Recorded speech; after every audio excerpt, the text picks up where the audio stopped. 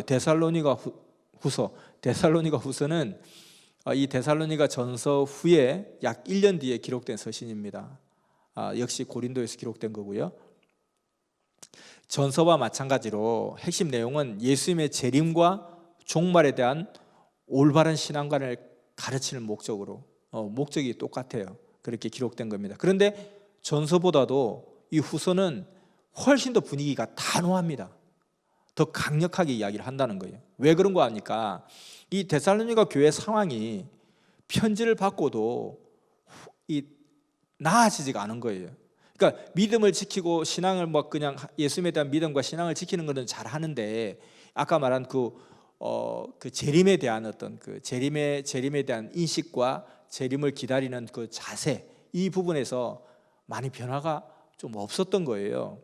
오히려 그 데살로니가 전서 그 편지로 인해서 오해마저도 발생하기 시작한 거예요. 여전히 임박한 종말관에 사로잡힌 자들이 사회생활을 게을리하고 성도들끼리 어울려 다니면서 막 무리를 빚는 그런 사례들이 잦아지게 된 겁니다. 그래서 다시 한 번 더 재림을 준비하는 성도의 바른 생활, 그리고 그것을 어떻게 실천해야 되는지 실천적인 측면에 대해서 집중적으로 조명하고 있는 것이 데살로니가 후서입니다. 3장으로 구성되어 있어요. 3장. 데살로니가 전서는 앞서 말했듯 그 데살로니가 전서란 그 편지를 받고 오히려 더 오해하는 일이 있었다 그랬잖아요. 그 어떤 이유에서 교인들에게, 어떤 측면에서 교인들이 그 편지를 받아보고 오히려 더 혼란스러워졌는지. 첫 번째는 그 편지 내용에 데살로니가 전서 5장 3절을 보면 주의 재림이 갑작스럽게 이루어진다, 이런 어떤 그 표현을 보고 그 말을 오히려 재림이 임박했다, 아주 급절하게 임박했다, 이렇게 오해를 하게 된 겁니다. 또 두 번째는 거짓 교사들이 나타나서 자신들이 하나님으로부터 계시를 받았다, 재림의 때에 대한 계시를 받았다. 어떤 사람은 내가 사실은 바울로부터 내가 따로 편지를 받은 게 있어, 이렇게 이게 어떻게 이게 옛날이나 지금이나 사람 사는 세상 똑같은 것 같아요. 자, 세 번째는 그러다 보니까 성도들이 일상생활을 포기하고 기도로 재림을 준비해야 된다, 나는 준비가 부족하니까 더 준비해야 되잖아요, 기도로 재림을 준비한다는 그 미명하에 성도들끼리 어울려 다니면서 불필요한 말들을 퍼뜨리고 자신들의 생활은 다른 사람들에 의존하고 그러면서 무질서하고 무책임하게 생활하는 자들이 속출하게 된 거예요. 그래서 바울은 그 이전 전서에 비해서 훨씬 더 단호한 어조로 재림과 종말관을 가르치게 된 것입니다. 그래서 너희가 재림의 때를 정확하게 알 수는 없지만 여러 징조들을 보면 딱 임했다는 걸 눈치챌 수 있으니까 그래서 너희들은 못 맞이할 걱정을 안 해도 되니까 자기 평소 생활을 열심히 해라고 이야기하게 됩니다. 그래서 이런 현상을 보게 되면 재림의 때가 임박했다라는 걸 느끼게 되니까 너희들이 이걸 잘 알고 그전에는 자기 생활을 열심히 해, 이렇게 하는데 재림의 때를 짐작할 수 있는 그 징조 중에 하나가 거짓 교사와 이단들이 난무할 것이다, 이렇게 이야기합니다. 예수님께서도 십자가를 지기 전에 이런 사실을 가르치셔서 마태복음 24장에 보면 그 주의 재림이 임할 때는 이런 현상들이 일어난다고 비슷한 이야기를 했습니다. 그래서 항상 성도는 깨어서 항상 살피고 주의해야 된다, 이렇게 표현하죠. 이걸 경성해야 된다, 이렇게 표현합니다. 바울은 데살로니가 후서를 통해서 종말 시대를 살아가는 성도의 바른 자세, 바른 생활 자세를 가르칩니다. 첫째는 너희가 무의도식하면서 자기 생활에 소홀히 하고 남에게 피해를 주는 것은 성도로서 바람직하지 않다. 그러면서 유명한 구절을 남기죠. 일하기 싫으면 먹지도 말라, 그렇게 이야기를 하는 것입니다. 두 번째는 바르게 시간을 선용하라, 좋게 활용하라, 그리고 건전한 방식으로 노동하고 자기 생활에 책임을 져라. 이것이 종말의 시대를 사는 성도들에게 너무너무 중요한 생활 자세다라고 가르칩니다. 그리고 세 번째, 마지막은 균형 잡힌 신앙생활, 이것은 곧 균형 잡힌 일상생활과 조화를 이룰 때 이루어진다 하는 것을 가르치게 되죠. 그래서 우리도 이와 같이 영도 만족, 육도 만족, 그리고 우리가 어떤 신앙이 온전하다는 것은 우리 생활이 온전하다는 것이다. 그리고 신앙의 척도는 바로 하나님의 인격을 담는 척도다, 이렇게 표현할 수 있죠. 그래서 고린도후서의 구성을 보면 1장, 2장은 바른 재림관에 대해서 가르치고 있고 3장은 바른 생활관에 대해서 가르치고 있습니다. 그래서 바른 재림관에 대해서는 감사 인사를 먼저 하고 위로와 격려를 하고, 그리고 재림의 징조에 대해서 이야기를 해줍니다.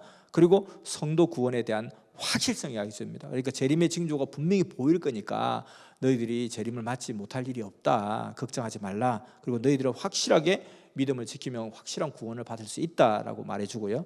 그 다음에 마지막 3장에는 아까 바른 생활관에 대해서 이야기한다 그랬잖아요. 너희는 재림을 어떤 환난과 어려움에서도 인내하면서 제대로 끝까지 기다려라, 그리고 규모 있게 생활하라, 그러면서 작별 인사와 축도로 고린도후서가 마무리되게 됩니다.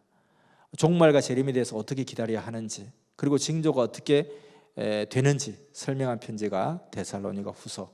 자, 이렇게 데살로니가 전후서를 한번 정리해 보면서 예수님의 재림을 간절하게 기다렸던 그 시대에 정말 살아서 재림을 맞기 위해서 그 어떤 핍박에도 용기를 잃지 않고 이겨왔던 데살로니가 교회였습니다. 어려울수록, 힘들고 어려울수록 힘을 내자, 재림의 때가 가까이 왔다 하는 사람들이 생겨나게 되었고요. 그리고 또 한편으로는 재림의 때가 가까이 왔으니까 뭐 직장도 학교도 뭐 다닐 필요가 있나? 오직 재림의 때를 기다리자 하고 좀 이렇게 너무 과한, 오버하는 이런 또 생활과 균형을 이루지 못하는 이런 사람들이 생겨나게 됩니다. 그래서 두 번째 편지를 전하면서 너희의 고통과 어려움을 내가 잘 알고 있다. 너희의 상급이 심히 클 것이다. 하지만 해산의 고통이 오면서 옥동자를 낳듯이 징조가 있을 것이다. 그래서 데살로니가 후서에 배교하는 자가 생기고 불법을 행하는 자가 나타나고 자기가 하나님이다 하면서 이적과 기적을 일으키기도 할 것이다. 그때가 되면 이제 진짜 곧 임하겠구나, 그때 판단하면 돼. 그 전까지는 정상적인 삶을 부지런히 살면서 오늘이 마지막이라 생각하면서 열심히 자기의 삶을 살아라. 그러면서 재림을 기다려야 된다 하면서 문제를 다시 풀어주는 편지를 썼습니다. 그래서 전서에 비해서 더 단호하게, 더 강력하게 한 것이죠. 이 데살로니가 사람들이 어려움과 핍박 속에서 재림을 간절히 기다리며 신앙을 지켰던 것처럼 모든 시대마다 신앙인들은 자기 당대에 재림이 임할 것을 소망하면서 그렇게 2000년을 흘러 온 겁니다. 그 오랜 꿈이, 그 간절한 꿈이 이 시대에 도래했고 그 역사를 우리가 맞이한 주인공이 되었던 것입니다. 정말 이처럼 꿈 같은 현실이 어디에 있겠습니까? 이 섭리가 시작되기 직전에도 예수님의 재림이 자기 때에 꼭 이루어지기를 간절히 소망하면서 주님 고대가를 부르며 낮에나 밤에나 눈물 머금고 내 주님 오시기만 기다립니다 하고 주님 고대가를 그렇게 간절히 부르면서 전국의 방방곡곡의 산속의 기도원마다, 교회마다 이런 어떤 주님의 재림에 간절히 기다리는 눈물의 기도가 뜨겁게 있었죠. 그때 정말 우리 한국 기독교의 부흥기였고 전성기였죠. 그런데 그들이 무지 속에서 이 시대를 맞이하지 못하고 이제는 그 재림의 소망도 다 꺼져가고 이런 상황 가운데 정말 우리는 우연히 만난 이 섭리사가 2000년 소망의 꿈이 실현되는 그 역사라는 것을 깨달았을 때 얼마나 놀라운 기적인가를 다시금 생각하게 됩니다. 그래서 항상 기뻐해야죠. 우리는 이보다 더 큰 기쁨이, 이보다 더 놀라운 일이 어디에 있겠습니까? 이보다 어떤 고통과 어떤 어려움과 어떤 걱정 근심이 있다 한들 어찌 우리가 기뻐하지 않을 수 있겠습니까? 로또가 당첨이 됐는데 그게 1000억짜리라고 해요. 1000억짜리라고 해봐요. 그러면은 웬만한 어려움도 그냥 이길 수 있을 것이고 웬만한 어떤 그 억울함도 용서가 될 것이고 웬만한 원수도 용서가 될 것이고 기뻐할 것입니다. 집에 불이 났다 해도 집에 불이 났냐? 뭐 집 하나 더 새로 사면 되지 뭐. 아마 그랬을 거예요. 이 놀라운 축복을 우리가 받았으니까 우리도 이와 같이 이렇게 항상 기뻐해야 되지 않겠냐. 항상 기뻐하고 쉬지 말고 기도하고 범사에 감사하고 항상 그냥 성령님과 대화를 나누고 성령님과 수다를 떨면서 오늘도 브이로그를 보면서 주와 함께 이 섭리길을 가는, 함께 역사를 이루어간다는 이 기쁨에 오늘도 감격해 하면서 정말 이 데살로니가 사람들이 이 시대 우리를 얼마나 부러워할 것인가. 초대교회 그 박해 시대 때 핍박하는 자의 그 환호 속에서 그 청중의 그 환호 속에서 나는 두려움에 떨면서 굶주린 사자에 내 온몸이 찢겨가는, 갈기갈기 찢겨가는 그 상황 속에서도 그 간절히 기다렸던 그 주님의 그 재림에 대한 그 소망의 세계를 우리가 만난 것입니다. 이 놀라운 사실이, 이 꿈같은 현실을 우리는 정말 감사해야 되지 않겠냐. 그리고 이것을 절대로 내가 뺏기지 말아야 되겠다는 그런 마음과 심정으로 감사하고 또 감사하고 또 감사하는 그런 마음을 잊지 말아야 되겠습니다. 그 감사함을 잊으면 죽는다는 거예요. 소금이 맛을 잃어버리면 땅에 버려져 짓밟힘을 받는다 했습니다. 우리가 이 역사를 만나고 이 휴거된 이 기쁨을 우리가 이것을 잊어버린다면 세상 사람들보다 더 별 볼 일 없는 인생이 될 수밖에 없다는 것이죠. 예수님이 가룟 유다에게 말한 것처럼 차라리 태어나지 말지 그랬냐 하는 것처럼 우리도 차라리 이 섭리를 만나지나 말 걸 그랬냐. 왜 섭리사에 이렇게 만나가지고 나갈 것 같았으면 차라리 섭리사 오지나 말지. 그런 인생이 되면 안 된다는 것입니다. 우리는 세상 누구도 부럽지 않은 그런 삶을 살고 있고 하나님이 택하여서 나를 불러주셨다는 거예요. 도대체 왜? 몰라요. 왜 나를 택하여 불렀는지 도대체 내가 아무리 생각해도 이유를 잘 모르겠어요. 나보다 더 똑똑하고 더 의로운 사람도 많은데 나를 택해 주신 것. 우리 자신이 그 이유를 잘 모른다 할지라도 뭔가 이유가 있을 거예요. 조상의 어떤 선한 행위가 있었든지, 또 우리 조상들의 간절한 기도가 있었다든지, 뭐 순교 집안이었다든지. 그러나 그 어떤 분명히 이유가 있겠죠. 그렇지만 그 이유가 아무리 크다 할지라도 그 이유가 나에게 이런 축복을 주실 만한 조건은 다 되지 않는다는 것입니다. 그래서 우리는 그저 왜 나에게 이 귀한 축복을 주셨나이까 이렇게 묻지만 말고 이 귀한 축복을 주신 것에 대해서 감사하고 기뻐하고 기도하고 늘 영광을 돌리는 그런 삶을 온전히 살아가야 되겠습니다. 자, 오늘 데살로니가 전서 후서의 내용들을 살펴보았습니다. 빌립보로 바울의 발걸음이 옮기게 했던 그 위대한 그 기도, 하나님은 그 기도를 절대 외면하지 않는다는 것을 우리가 보게 되었고요. 이번 수요 말씀에도 나왔잖아요. 우리 어머니 모시고 가는데 선생님 만나서 선생님과 함께 꼭 전도할 수 있게 해달라 했는데 세상에 대둔산 처음 가신 그날에 딱 거기서 만나게 될 줄 몰랐잖아요.